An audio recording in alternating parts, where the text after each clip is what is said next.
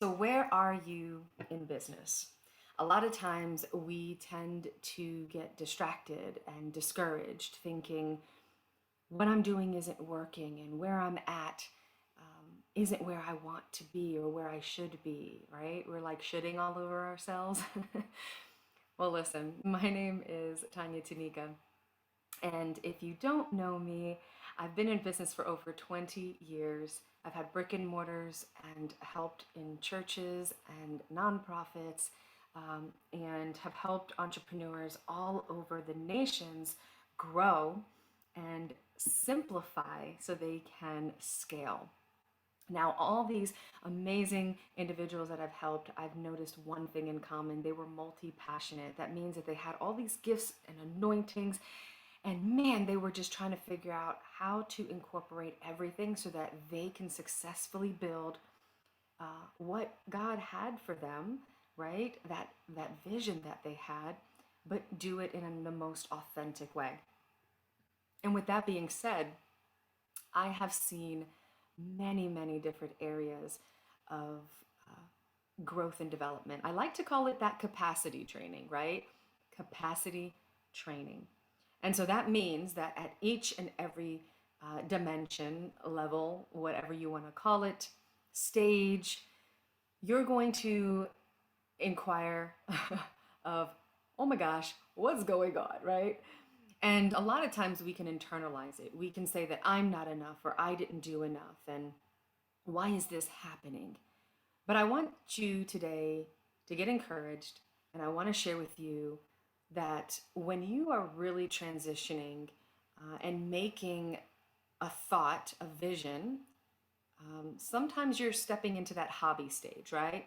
And then from that place, you're going into understanding what it really is to be able to build, right? And then you're going to grow and you're going to scale. And there's so many aspects to this. So I wanted to name just a few things today that you can check yourself and say, okay, I'm not going crazy. This is just a part of me growing, right? And so you have this first, there's like five areas, there's multiple, but I'm going to share a few with you that I've learned over from mentors. They've been able to put that, specific word to it and so on and so forth. And so, what are these areas? What are these places, these stages, right? So, the first time that you are thinking of an idea, you really don't have a business, okay? This is like your aha moment. I think this is where this is going. You have lots of time wasted on like the perfect idea, right? You're trying to figure it out. You're like, okay, how do I do this? Now, if you're multi passionate, then you feel the pain that I'm talking about right now. I spent years as a multi passionate person trying to figure out what to build. And so I would build and then self sabotage, and build and self sabotage. And then I would even have mentors that would tell me, you're a jack of all trades and a master of none. And then I found out the real meaning of that, jack of all trades, master of none, but oftentimes better than a master of one. And at that point, I really had a heart for these multi passionate entrepreneurs, these ones that want to lead with their anointing, but they have so much more to give. And it's kind of like, hey, narrow this down. Don't confuse your audience. And I agree to an extent. Okay. I believe that a lot of the niching down has to do with, yes, communicating your brand and communicating how you're going to lead with your anointing, but it also is for marketing. Okay, so I think we get a little hung up on some areas, and so this is where fear, resistance, look, you're looking for validation. You want to know that you have a great idea. Okay, that's what you want to know. And so you need you need encouragement, you have a curiosity mindset, you're all about this thing, and you're just like, this is where sometimes you even get so excited, and because you need validation, you end up telling friends, family, and all these people about what you're doing. And then oh my gosh, they do their thing to you, right? And you get so discouraged and you're like, what? All right. So that's one stage. And now once you're past that, right? You've pushed past that thing. Now you're going to expand your capacity again. Now, what does that look like? That looks like you're all about sales, you're all about marketing, you're all about your products, systems. They really don't matter at this stage. You're just all about, like, I want to see the results. I want to see financials happening because I want another stage of validation. It's like you're stepping into this confirmation stage, okay? Where you're just like, I just need to know. I need to make sure that this is what it is. And there's a lot of times you'll start to kind of build and unbuild, and kind of like that Jeremiah strategy that I talk about. You begin to uproot and plant and do all these things because you're still kind of figuring things out. Now, where people succeed the most, if you find that there's somebody's really successful in an area very quickly, it's because they stayed in that thing for an extended period of time without moving all over the place. And what they did was they learned how to lead with their anointing. They learned how to shift and say, okay, well, I'm just going to add this to my program or add this product. I'm not going to tear down this brand and, keep moving from that. So they have sustainability, they have consistency, and they're okay with the change. If you notice that some people can shift really quickly in their brand and they go from one niche or one area or one product to another, and um, it doesn't really bother them, and it doesn't bother their audience because the audience falls in love with you. They love you. They love what you have to offer. And you're like this onion, right? It's like every time you peel a layer, there's more goodness to you, more gifts, more areas. Okay? That's why I love to teach the outer court, the inner court, and that holy of holy place, right? And so your next place that you're going to go is you're stepping a little bit more into understanding operations. You still don't really too much have systems going on, right? But you're like a project manager at this point. The business is still running you, okay? You don't probably have a business. You're not this entrepreneur, right? There's a big difference. We just use it loosely. But at this place, you're like a project manager. Okay, so you set up operations, you're great at sales, they're coming in, you're staying consistent, you are the main engine. Like we like to call this like the linchpin. You're wearing all the hats. So, Lord, don't drop them because one thing doesn't work. Oh my goodness. Everybody's coming after you because you're the one, right? You are the ceiling. There are no systems in place, there's no automation. It's just really still you're running it. Okay, there's a lot of administration. And let me tell you something, if you're going to scale up and go to this next level, you cannot be there, right? That's why I believe that your health, your mindset, your fitness, all these areas, self-development, your level of needing a coach, a mentor, all these things begin to matter even more because you're going to go to the next place, but you're going to have to see some of those areas that you don't see. And this is the beauty of having a coach that has already been there. All right, so at this place, you are again the ceiling, okay? No one can do it like you, all right?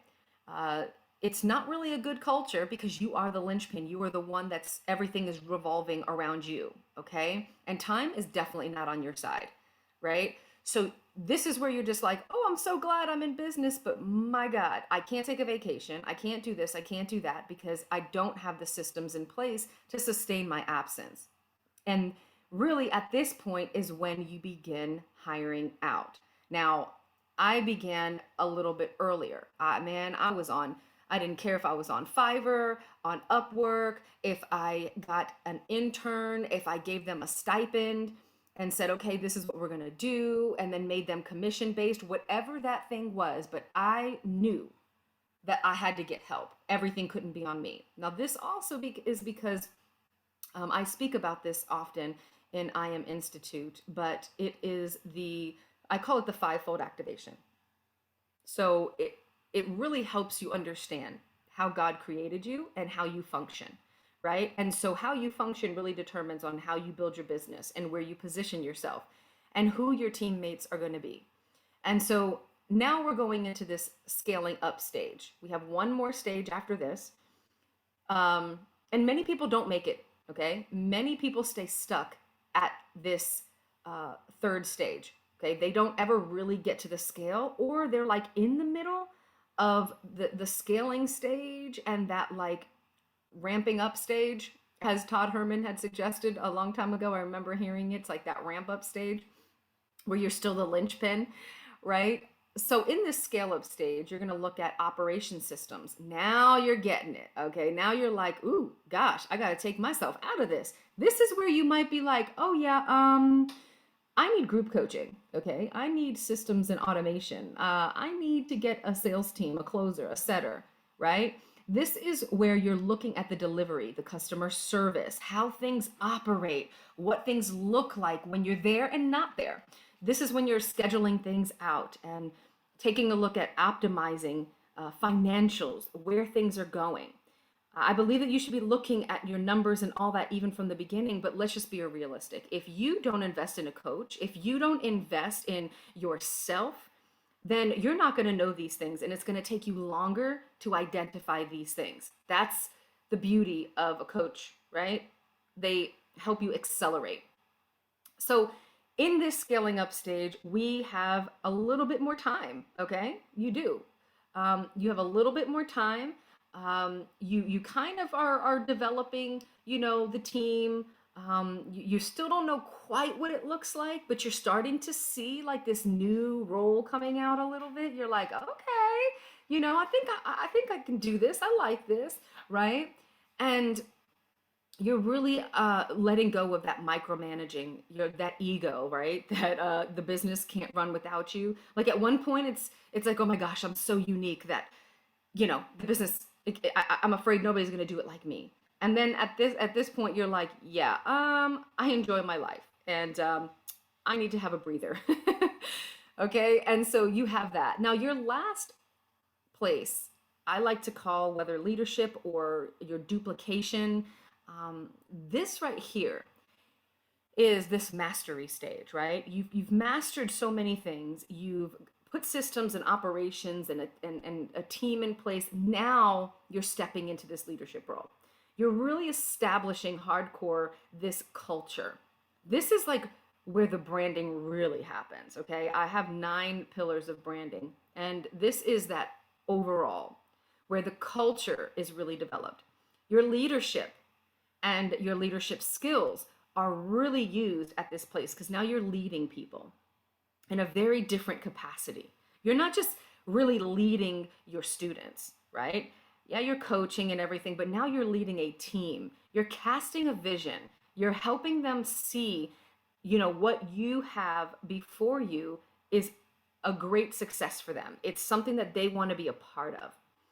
And so now you're very involved in the hiring process for people, to expand your team, new markets to get into. You're looking at, looking for like a visibility, project manager, looking at maybe an operations manager, somebody to kind of take that over. So you could really hardcore focus on executing at a higher level, okay, when it comes to the coaching.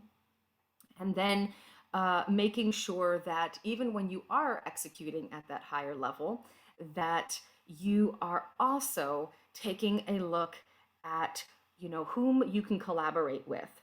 What does it look like for expansion? You might even look at, saying, okay, this is where I'm going to sell the company and I'm going to oversee it, but I'm going to now go into real estate because I've always wanted to do that and start producing maybe other streams of income where you could really, really focus. And your other company is running very much on its own, or let's just say without you, because we still want that human touch, right?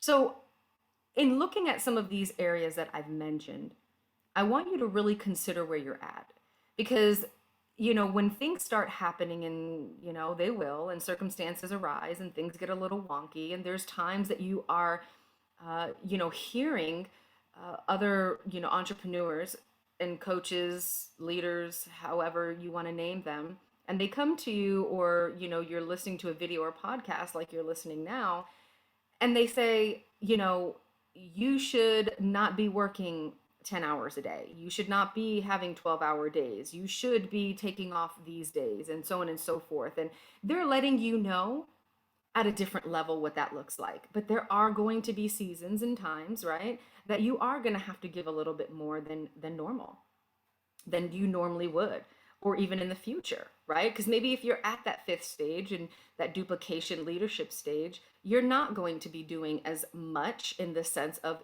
in the company except overseeing it. And so your days might look like a 4-hour day, okay? Because you're in other ventures. But in the beginning, yeah, that might not be it. So really be careful what you're listening to, whom you're listening to, and let's really spread the reality of building. I mean, right now I read an article that said that there was about 5.5 million individuals that, and majority women, that quit their jobs. They were unsatisfied with their job, not only just because they didn't feel satisfied in the position that they were in, but or the finances that they were getting. But one thing that really stood out to me, there was no advancement. They said that they had reached a cap.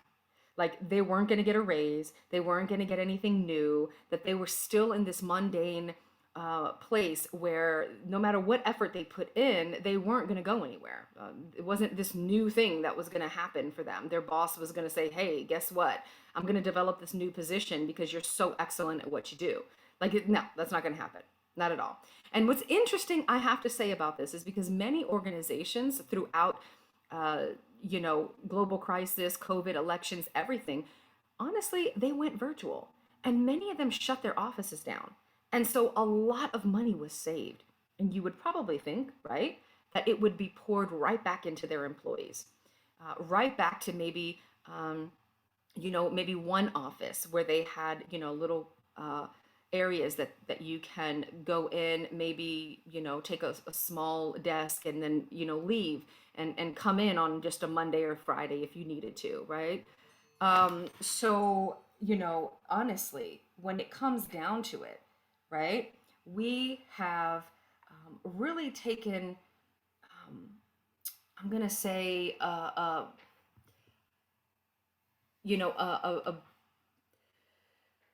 different perspective. How can I say? We've taken a different perspective, and everybody's launching. Everybody wants to come out. They want to build. This is a great time to build. I'm not saying that at all. But what I am saying is there are many that we don't realize as coaches and mentors that we're not helping them with their mindset of going over from a corporate environment into building a business. Now, some individuals were already building business and they were doing both at the same time. And they were like, oh, okay, yeah, I'm going to go ahead and I'm going to go full time in what I'm doing now, and I have an option. And this is the perfect time to do this.